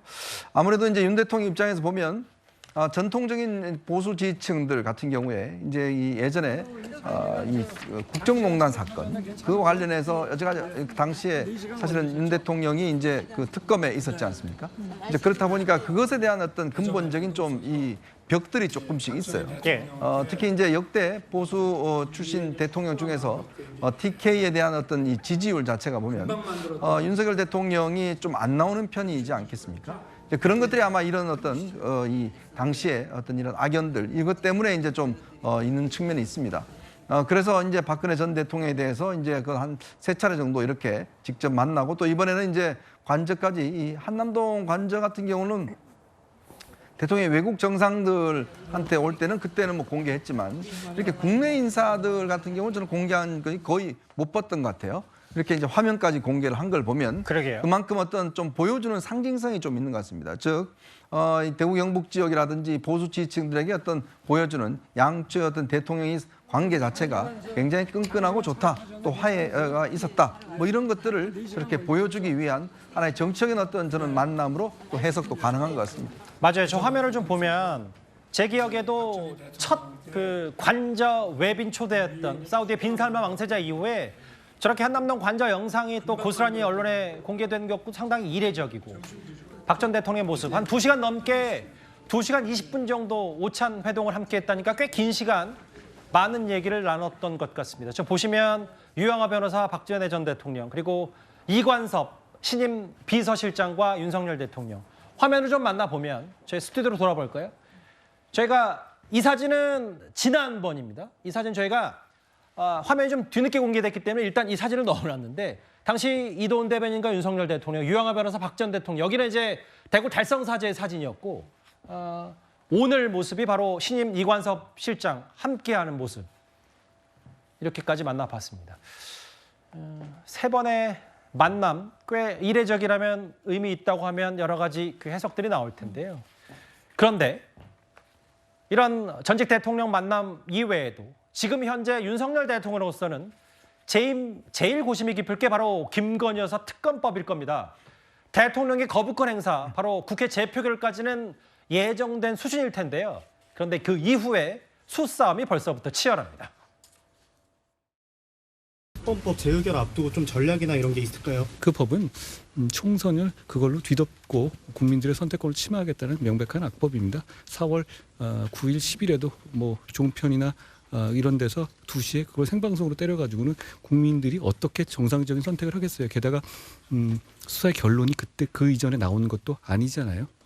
그렇다면 그 법에 대한 거부권은 일단 저는 제가 말씀드린 것처럼 그 법을 통과되는지를 보자고 말씀하지 않았습니까? 그대로 통과됐으면 그 법에 대한 거부권은 국민을 위해서 당연한 겁니다. 최근에 이제 국민의힘 의원님들 만나면 속으로 부글부글 끓어 넘치는 그런 분들이 많아요. 대통령이 화를 내니까 갑자기 당원과 의원들이 뽑은 대표가 물러나잖아요. 이제 공천 과정이 진행되면 소위 말하는 찐 윤핵관이라고 불리는 그런 검사들 또는 뭐 그런 사람들을 이제 내려꽂는단 말이에요. 이건 합리적인 공천도 아니기 때문에 그런 공천에 반발할 분들도 계시죠.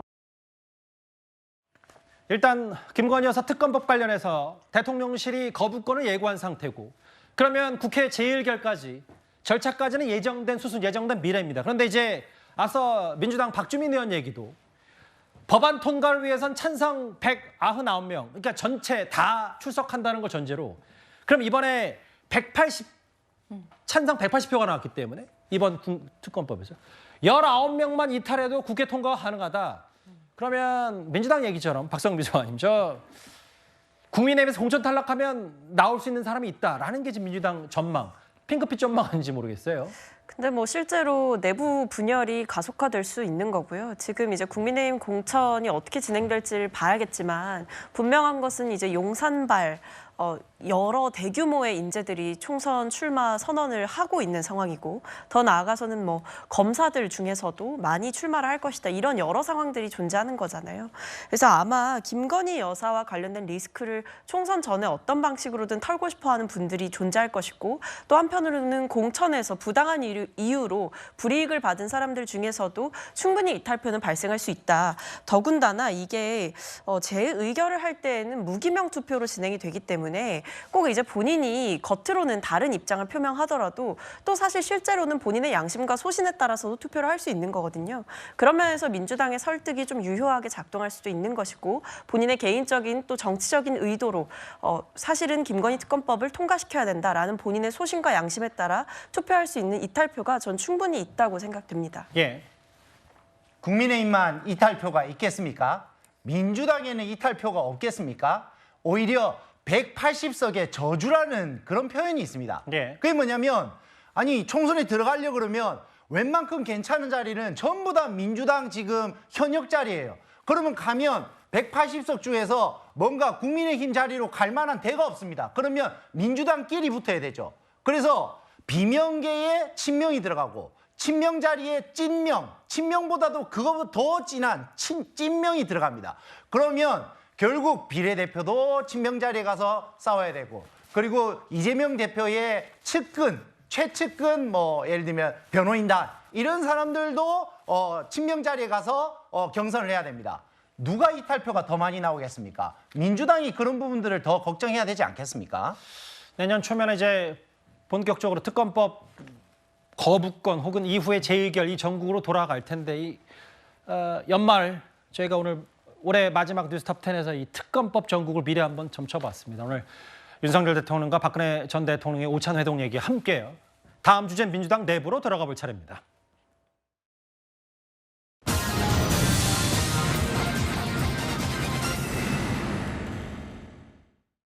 신당 창당을 예고했던 세력들의 시간도 이제 올해가 별로 안 남았기 때문에 점점 다가오고 있는 것 같습니다.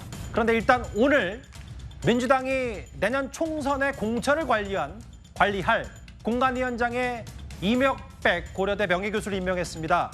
진보 진영을 대표하는 원로학자이긴 한데 비명계 생각은 좀 다릅니다. 오늘 최고위원회에서는 공천관리위원장으로 민주주의 세계적 석학이신 고려대 임혁백 교수님을 임명했습니다. 임 위원장은 투명하고 공정한 공천관리 업무를 이끌어줄 것을 기대하고 있고요. 이기는 민주당이 될 수 있도록 공정한 선거 관리해 주실 걸로 기대합니다. 임혁백 교수님은 대선 경선 초창기에 이재명 캠프의 정책팀 일원으로 참가했고 이재명의 사람으로 분류될 수 있는 사람 아니겠냐라고 하는 것으로 평가할 수 있겠고요. 그렇다면 또다시 또 이재명 사람을 하는 거구나라고 평가받을 수뿐이 없을 것 같습니다. 공천관리위원장 정말 내년 총선 앞두고 무엇보다 중요한 당직일 텐데 이현정 의원님. 네. 지난 대선 경선 당시에 이재명 캠프의 정책 자문단이었기 때문에 결국 이재명 사람 아니냐 이거 공관위원장 임명이 부당하다는 게 비명계 얘기인 것 같아요. 뭐 일단 저렇게는 이야기는 하지만 뭐 이 대세가 지금 워낙 친명의 어떤 그런 대세가 있기 때문에 저게 뭐 소수의 어떤 목소리에 그치지 않겠나 싶습니다. 그런데요, 제가 이게 오랫동안 이렇게 선거를 보면 공천관리위원장에 이렇게 교수분들을 모셔오면 이 교수분들이요 실질적으로 이제 현장의 목소리, 공천이라는 거는 진짜 전장에 나가서 싸워야 할 그 전장의 현황과 상황들 그걸 구체적으로 알고 거기에 적절한 인물이 누군지 어떤 경쟁력이 있는지 이런 것들을 면밀하게 아는 분이 사실 공천을 해야 돼요.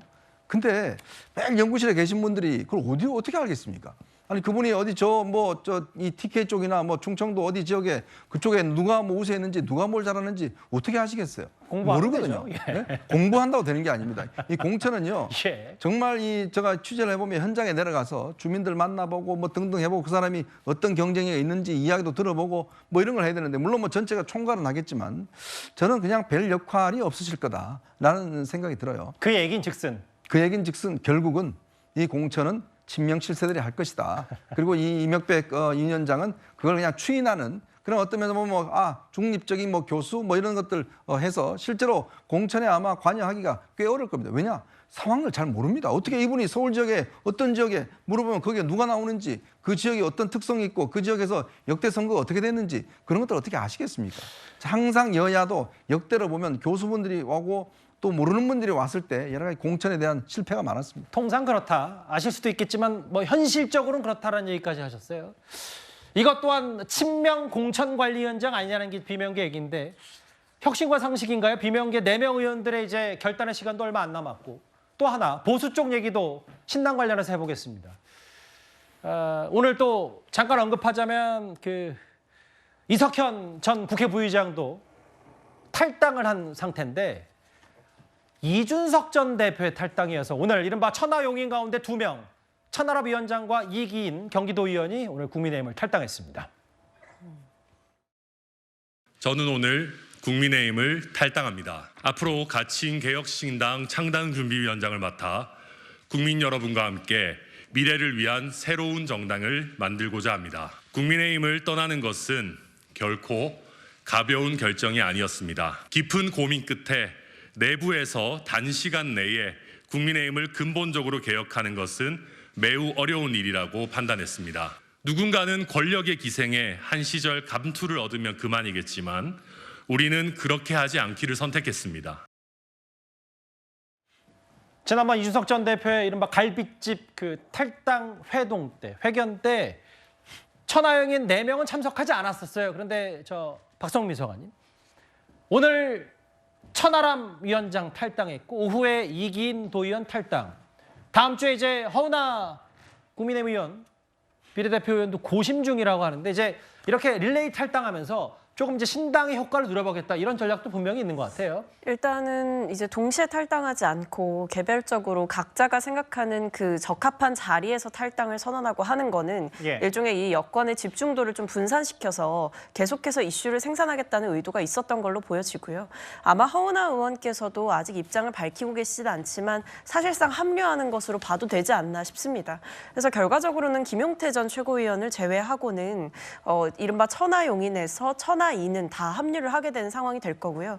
더 나아가선 지금 뭐 오늘 천하람 위원장이 얘기했던 거기도 하지만 현역 의원 중에도 뭐 합류할 분이 있는 것으로 안다 이렇게 얘기한 걸로 봐서는 내부의 이탈이 가속화될지 또 얼마만큼의 세력이 붙을지 이 부분은 아직 가능성이 좀 많이 남아있는 것 같다 이런 생각이 들어서 앞으로 어떤 인사들이 이준석 신당, 이른바 개혁신당에 참여를 하게 될지 그리고 그 개혁신당이 단순히 보수 진영 내에서 내부의 표를 나눠 먹게 하는 것이 아니라 뭐 이른바 빅텐트라든지 이런 것들을 꾸려서 진보 진영까지 연대를 하게 될지 이런 부분까지도 아마 좀 관심을 갖고 지켜봐야 될 부분인 것 같습니다. 이제 내년 4월 총선을 앞두고 이른바 신당의 계절, 이낙연 전 대표의 신당 얘기와 이준석 전 대표의 신당 얘기 그 흐름들을 비슷하게 한번 묶어봤습니다. 지금까지 들어온 여러분들의 목소리를 만나볼 차례입니다. 올해 마지막 댓글이 되겠네요. 첫 번째 댓글 보겠습니다. 웃음에 악수를 하지만 머릿속은 복잡할 것 같다. 예, 그렇겠죠. 한동훈 위원장과 이재명 대표 얘기입니다. 국회의원은 알바였어요? 라고 김남국 의원에게 물어보신 것 같고요. 내 세금으로 코인한 거냐? 세금 줘서 국회의원 다 세금으로 운영되는데 뭐 하는 거냐라고 하셨고요. 전세 사는 게 자랑인가요? 송영길 전 대표 비판하신 논리가 맞지 않는다 이런 취지의 말씀이신 것 같습니다. 댓글 4개 올해 마지막 댓글이었는데 모두 감사드리겠습니다. 다음 주제 이 얘기로 넘어가 볼 차례입니다.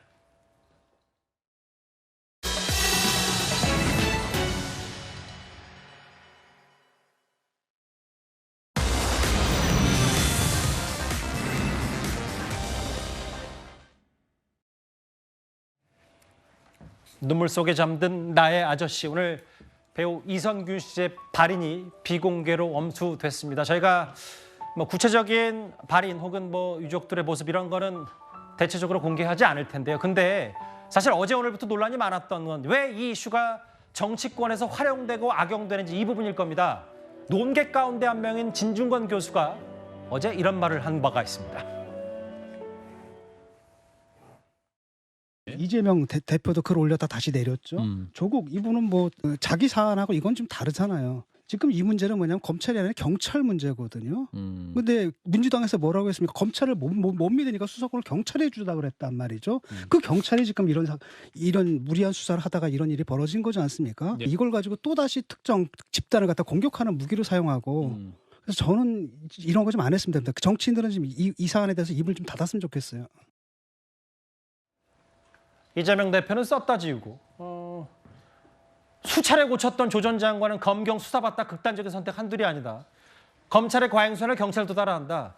정치들 입 닫아야 된다. 허주연 변호사 생각도 비슷하십니까? 네, 그렇습니다. 이거 지금 문제가 되는 부분이 이재명 대표도 그렇고 조국 전 장관도 그렇고 범죄 혐의로 지금 재판 진행을 받고 있는 사람들 아닙니까? 그렇다고 하면은 이분들이 어떤 수사 기관의 어떤 행태에 대해서 이렇게 비판의 목소리를 제기한다는 것이 과연 공정하고 중립적인 태도에서 비난을 한다는 거 받아들여질 수 있는지 일단 의문인 부분이 있고요. 무엇보다도 지금 한 연예인이 이 안타까운 사망을 하게 된 사건입니다. 이 부분에 대해서 정쟁의 어떤 소지로 활용될 수 있다는 그런 오해를 불러일으킬 수 있는 발언은 좀 자제하는 것이 좋을 것 같다는 생각이 듭니다. 오늘 유가족과 동료들이 이제 눈물 속에 발인이 있었는데 특히 그 이선균 씨가 출연했던 유명 드라마죠. 나의 아저씨. 이 팬들이 그 추모하는 문구들이 좀 눈에 띄었어요. 네, 서울대병원 장례식장에서 오늘 오전 발인식이 엄수가 됐는데요. 동료 배우들과 가족들이 참여했을 뿐만 아니라 팬분들도 많이 찾았다고 합니다. 장례식장에 저렇게 포스트잇으로 굿바이 나의 아저씨, 당신의 작품이 여러 사람을 구했어요 라는 추모의 메시지들이 가득했다는 소식입니다.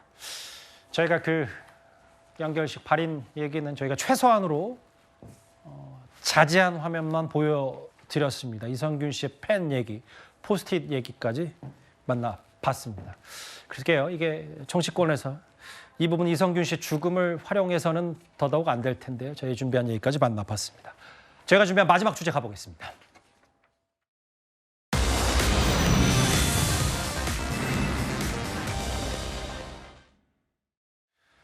이달 초에 의사 출신 방송인 여의스터 씨가 허위 과장 광고 의혹으로 고발당했다는 소식이 전해졌는데요. 그거에 대한 일부 결과가 하나 나왔습니다. 너 촌스름의 극치야. 어머. 자, 할 수가 없어. 아무리 제품의 질이 좋으면 뭐하나? 이렇게. 나보고 알코라 그러지 말고 제품이 좋으면 포장도 좋아야지. 나는 성분에 대해서는 만족. 나 그거 하나 잔소리. 다음에 프리미엄으로 아니 지금도 이미 다 프리미엄이야.